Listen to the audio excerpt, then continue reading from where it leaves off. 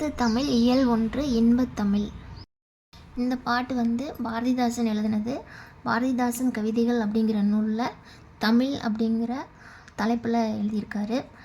First, தமிழுக்கும் அமுதென்று பேர் அந்த தமிழ் இன்பத் தமிழ் எங்கள் உயிருக்கு நேர். தமிழுக்கு அமுதென்று பேர் அந்த தமிழ் இன்பத் தமிழ் எங்கள் உயிருக்கு நேர் அப்படின்னு சொல்கிறாரு. தமிழுக்கு நிலவென்று பேர் இன்பத் தமிழ் எங்கள் சமூகத்தின் விளைவுக்கு நீர். தமிழுக்கு மனமென்று பேர் இன்பத் தமிழ் எங்கள் இளமைக்கு பால் இன்பத் தமிழ் நல்ல புகழ்மிக்க புலவர்க்கு வேல். தமிழ் எங்கள் உயர்வுக்கு வான் இன்பத் தமிழ் எங்கள் அசதிக்கு சுடர் தந்த தேன். தமிழ் எங்கள் அறிவுக்கு தோல் இன்பத் தமிழ் எங்கள் கவிதைக்கு வைரத்தின் வாள். பாரதிதாசன். சொல்லும் பொருளும் நிருமித்த உருவாக்கிய. சமூகம் அப்படிங்கிறது மக்கள் குழு. விளைவு அப்படிங்கிறது வளர்ச்சி. அசதி சோர்வு. பாடலின் பொருள்: தமிழுக்கு அமுதென்று பேர் இன்பம் தரும் அந்த தமிழ் எங்கள் உயிருக்கு இணையானது. அடுத்து, தமிழுக்கு நிலவுன்னு பேர் இன்பத் தமிழ் எங்கள் சமூக வளர்ச்சிக்கு அடிப்படையான நீர் போன்றதுன்னு சொல்கிறாரு. தமிழுக்கு மனம் என்ற பெயர் அது எங்கள் வாழ்விற்காக உருவாக்கப்பட்ட ஒரு ஊர்னு சொல்கிறாரு. தமிழ் நாங்கள் இளமையோடு இருப்பதற்கு காரணமான பால் போன்றது.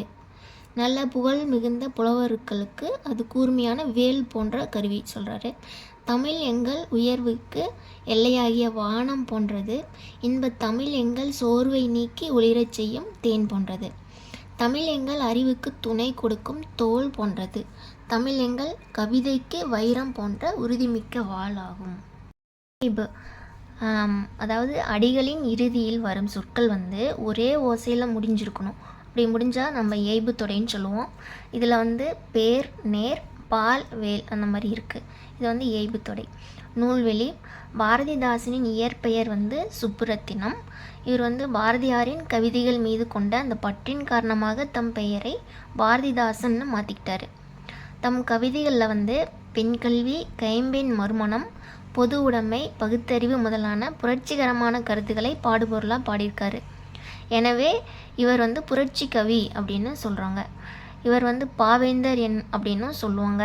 இப்பாடல் பாரதிதாசன் கவிதைகள் என்ற நூலில் தமிழ் எனும் தலைப்பின் கீழே இருக்குது. இந்த பாட்டு படிச்சுக்கலாம். தமிழே உயிரே வணக்கம். தாய் பிள்ளை உறவம்மா உனக்கும் எனக்கும். அமிழ்தே நீ இல்லை என்றால் அத்தனையும் வாழ்வில் கசக்கும் புளிக்கும். தமிழே உன்னை நினைக்கும் தமிழன் என் நெஞ்சம் இனிக்கும் இனிக்கும். இந்த பாட்டு காசி ஆனந்தன் பாடியிருக்காரு. சரியான விடையை தேர்ந்தெடுத்து எழுதுக. ஏற்றத்தாழ்வற்ற சமூகம் அமைய வேண்டும். அடுத்து, நாள் முழுவதும் வேலை செய்து கழித்தவருக்கு அசதியாக இருக்கும். நிலவு கூட்டல் என்று என்பதை சேர்த்து எழுத நம்மளுக்கு என்ன கிடைக்கும்னா நிலவென்று அப்படின்னு கிடைக்கும்.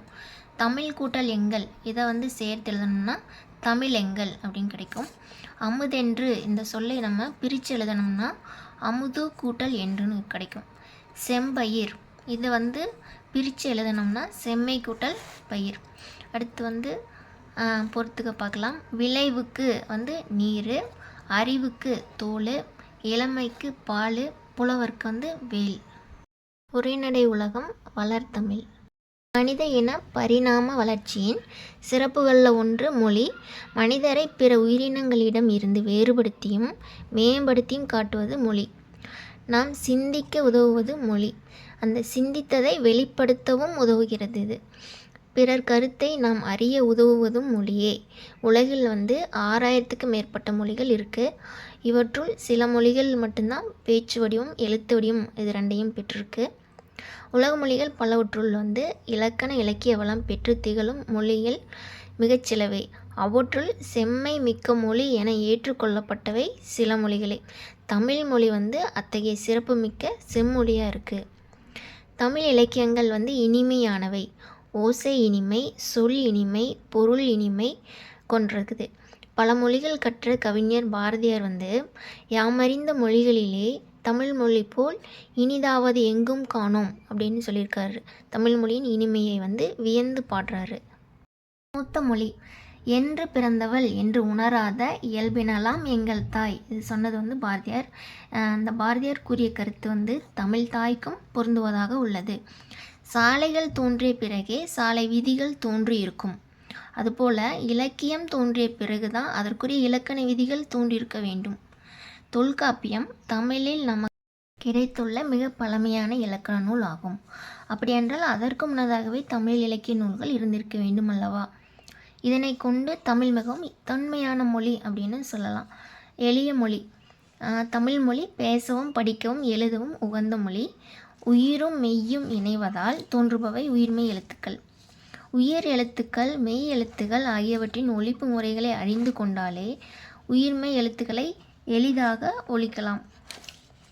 எழுத்துக்களை கூட்டி ஒழித்தாலே தமிழ் படித்தல் இயல்பாக இருக்கும். எழுத்து நம்ம கூட்டி படித்தோம்னா தமிழ் படிக்கிறது இயல்பாக இருக்கும். ஆ கூட்டல் மூ கூட்டல் து அமுது. தமிழ் மொழியை எழுதும் முறையும் மிக எளிதுதான். இதற்கேற்ப தமிழ் எழுத்துக்கள் பெரும்பாலும் வலஞ்சுழி எழுத்துக்களாகவே அமைஞ்சிருக்கு. பெரும்பாலும் எப்படி இருக்குன்னா வலஞ்சுழி. வலன் அப்படின்னா வலப்பக்கமாகவே அந்த எழுத்து வரும். இப்போ வடஞ்சுழி எழுத்துக்கள் என்னென்னா ஆ, ஏ, ஔ, ந, ஞ. இடஞ்சுழி எழுத்துக்கள்னால் டா, யா, லா. இடது புறமாகவே அந்த எழுத்து வளைஞ்சு வரும். வலஞ்சுழினா வலது பக்கமாகவே. இப்போ நம்ம நிற்கிறோம் அப்படின்னா இந்த பக்கம் வலதாக இருக்கும், இந்த பக்கம் இடதாக இருக்குமா. இப்போ இங்கே தான் ஸ்டார்ட் பண்ணுறேன்னா இது வலதாக ஸ்டார்ட் பண்ணுறோமா, இப்படியே வளைஞ்சிட்டே வலது பக்கமாகவே வந்துகிட்டே இருக்கும். இது இங்கே இப்போ உள்ளே வரும்போது இது வலது பக்கம், இது இடது பக்கம். அப்படியே வந்துச்சுன்னா இப்படி வரும்போதும் வலது பக்கத்தில் முடியும். இப்போ வலஞ்சுழி அப்படின்னா வலது பக்கத்துலேயே ஸ்டார்ட் ஆகி வலது பக்கத்துலேயே முடியும். இடஞ்சுழி அப்படின்னா இடது பக்கமாக. இப்போ இது வலது இது இடது அப்படின்னா நம்ம நிற்கும்போது இது வலது இது இடதாக இருக்கும். அப்போ இங்கே ஸ்டார்ட் பண்ணுறோம், இந்த பக்கம் முடியுது. அப்போ இது இடதா, அது மாதிரி தான் இதுவும். யா இது வலது இது இடதுன்னா இப்படியே போயிட்டு இப்படி இங்கே முடியுதா, அப்போ இது இடது. இது இடஞ்சொலி எழுத்துக்கள். வலஞ்சொலி எழுத்துக்கள் இடஞ்சொலி எழுத்துக்கள் எதுன்னா ஆ, ஏ, ஔ, ஞ, ஞ. இது வலஞ்சொலி. இடஞ்சொலி யா, டா, லா. சீர்மை அப்படிங்கிறது ஒரு ஒழுங்குமுறையை குறிக்கக்கூடிய ஒரு சொல். தமிழ் மொழியின் பல வகை சீர்மைகளுள் அதன் சொற்சிறப்பு ஒரு குறிப்பிடுத்தது. உயர்திணை அஃறிணை என இரு வகை திணைகளை அறிவோம். உயர்திணையின் எதிர்ச்சொல் தாழ்திணை அப்படின்னு அமையணும். ஆனால் தாழ்திணை அப்படின்னு சொல்லாமல் அஃறிணை. சீர்மை மொழி. சீர்மை அப்படிங்கிறது ஒழுங்குமுறையை குறிக்கக்கூடிய ஒரு சொல். தமிழ் மொழியின் பல வகை சீர்மைகளுள் அதன் சொற்சிறப்பு குறிப்பிடத்தக்கது. உயர்திணை அஃறிணை அப்படின்னு 2 திணை இருக்குது. உயர்திணையின் எதிர்ச்சொல் தாழ்திணைன்னு சொல்லணும். ஆனால் நம்ம தாழ்திணைன்னு சொல்லாமல் அஃறிணைன்னு சொல்கிறோம். அந்த அஃறிணை பிரித்தோம்னா அல் கூட்டல் திணை, அதாவது உயர்வு அல்லாத திணைன்னு பேர் அப்படின்னு நம்ம முன்னோர் பேர் வச்சுருக்காங்க. பாகற்காய் கசப்பு சுவை உடையது, அதனை கசப்புக்காய் அப்படின்னு சொல்லாமல் இனிப்பு அல்லாத பாகற்காய், அதாவது இந்த பாகற்காய் பிரித்தோம்னா பாகு கூட்டல் காய், அதாவது இனிப்பு இல்லாத காய். அது இனிப்புங்கிற ஒரு வார்த்தை அழகாக இருக்குல்ல, அதனால் இனிப்பு அல்லாத காய்ன்னு சொல்லிக்கிறாங்க. கசப்புன்னு சொல்கிறதுக்கு பதிலாக பாகற்காய் இனிப்பு அல்லாத காய்ன்னு சொல்கிறாங்க. இவ்வாறு பெயரிடுவதிலும் ஒரு சீர்மை மிக்கது நம்ம தமிழ் மொழி. பழமை மொழி. தமிழ் வளமை மிக்க மொழி. தொல்காப்பியம், நன்னூல் உள்ளிட்ட இலக்கண நூல்கள் மிகுந்து இருக்கும் நம்ம தமிழ் மொழியில். 8 தொகை, 10 பாட்டு ஆகிய சங்க இலக்கியங்களை கொண்டது. திருக்குறள், நாலடியார் முதலிய அறநூல்கள் பலவும் நிறைஞ்சிருக்கும். சிலப்பதிகாரம், மணிமேகலை முதலிய காப்பியங்களை கொண்டது. இவ்வாறு இலக்கிய இலக்கண வளம் நிறைந்தது நம்ம தமிழ்மொழி. தமிழ்மொழி சொல் வளம் மிக்கது. ஒரு பொருளின் பல நிலைகளுக்கும் வெவ்வேறு பெயர் சூட்டுவது தமிழ் மொழியின் சிறப்பாகும். சான்றாக தோன்றுவது முதல் உதிர்வது வரைக்கும் உள்ள அந்த பூவின் 7 நிலைகளுக்கும் தனித்தனி பெயர்கள் தமிழில் இருக்குது.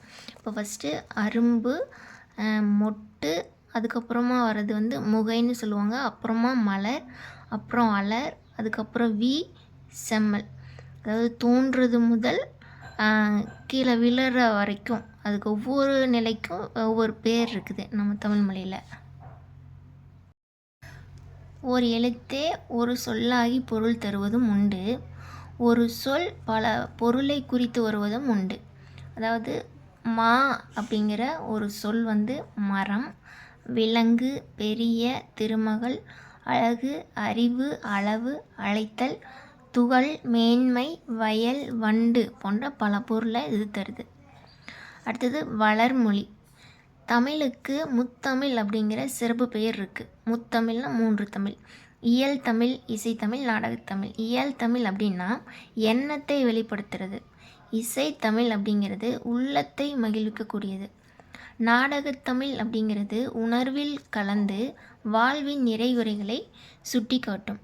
தமிழில் காலந்தோறும் பல வகையான இலக்கிய வடிவங்கள் புதிதாக உருவாகி வருது. அந்த இலக்கிய வடிவம் புதிதாக இருக்குது. ஃபஸ்ட்டு செய்யுள், அந்த காலத்தில் செய்யுள், இந்த நாலடியார் அதெல்லாம் செய்யுள் வடிவத்தில் இருக்குல்ல அது. அப்புறமா கவிதை வடிவம், அப்புறம் புது கவிதை, இப்போ துளிப்பா, இந்த மாதிரி தமிழ் கவிதை வடிவம் இருக்குது. அடுத்து கட்டுரை, தற்போது அறிவியல் தமிழ், கணினி தமிழ் அப்படின்னு மேலும் மேலும் வளர்ந்துகிட்டே இருக்குது. அடுத்து தெரிந்து கொள்வோம் தாவர இலை பெயர்கள். இலையோட பெயர்கள், தாவரத்தில் ஒரு இலை இருக்கும், அதுக்கு பேர் இருக்குது. இப்போ ஆல், அரசு, மா, பலா, வாழை, இதெல்லாம் அதில் இருக்கிற இலையை இலைன்னே சொல்லுவோம். அகத்தி இலை இருக்கிறத அகத்தி, பசலை, முருங்கை, இதெல்லாம் கீரை சொல்லுவோம். அருகு, கோரை, இதுக்கு புல்லுன்னு சொல்லுவோம். நெல் தாள், வரகு தாள், மல்லி தலைன்னு சொல்லுவோம். சப்பாத்தி கல்லி மடல், தாளை மடல்னு சொல்லுவோம். கரும்போட இலையை தோகைன்னு சொல்லுவோம். கரும்பு தோகை, நாணல் தோகை. பனை ஓலைன்னு சொல்லுவோம். தென்னை ஓலை. கமுகு, அதை பாக்கு மரம், அதை கூந்தல்னு சொல்லுவோம். அதனோட இலையை கூந்தல். அடுத்து புதுமை மொழி. இன்றைய அறிவியல் தொழில்நுட்ப வளர்ச்சிக்கு ஏற்ப தமிழில் புதிய கலைச்சொற்கள் உருவாகி வருது. இணையம், முகநூல், புலனம், குரல் தேடல், தேடுபொறி, செயலி, தொடுதிரை முதலிய சொற்களை இதற்கு எடுத்துக்காட்டாக சொல்லலாம். சமூக ஊடகங்களான செய்தித்தாள், வானொலி, தொலைக்காட்சி ஆகியவற்றிலும் பயன்படத்தக்க மொழியாக விளங்குகிறது தமிழ்மொழி. அறிவியல் தொழில்நுட்ப மொழி. இதில் மொழியை கணினியில் பயன்படுத்த வேண்டும் அப்படின்னா அது எண்களை அடிப்படையில் வடிவமைக்கப்படணும். எப்படின்னா எண்கள் அடிப்படையில். தொல்காப்பியம், நன்னூல் போன்றவை நாம் படிப்பதற்காக எழுதப்பட்டவை. ஆயினும் அவை கணினி மொழிக்கும் ஏற்ற நுட்பமான வடிவத்தையும் பெற்றிருக்குதுன்னு சொல்கிறாங்க. தமிழ் எண்களை அறிவோம். கா, 1 2 3, 1 2 3க்கு தமிழ் எண்கள் 1க்கு கா, 2 ஊ மாதிரி, 3க்கு ngா, 4 சா மாதிரி கொஞ்சம் இந்த மாதிரி மேலே போட்டிருக்காங்க. 5 ரூ, 6 இந்த மாதிரி, 7க்கு ஏ, 8க்கு ஆ, 9க்கு இந்த கூ மாதிரி போட்டிருக்காங்க. 10க்கு காவும் 0 மாதிரி. பிறந்தநாள் வாழ்த்து. இந்த பாட்டு எழுதுனது அறிவுமதி. பார்க்கலாம்.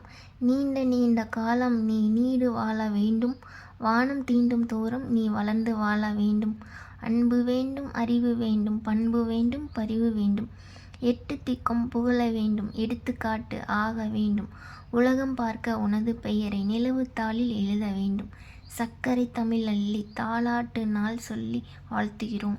பிறந்தநாள் வாழ்த்துக்கள். பிறந்தநாள் வாழ்த்துக்கள். இனிய பிறந்தநாள் வாழ்த்துக்கள். சரியான விடையை தேர்ந்தெடுத்து எழுதுக. தொன்மை அப்படிங்கிற சொல்லோட பொருள் பழமை. இடப்புறம், இதை பிரித்து எழுதணும்னா இட கூட்டல் புறம்.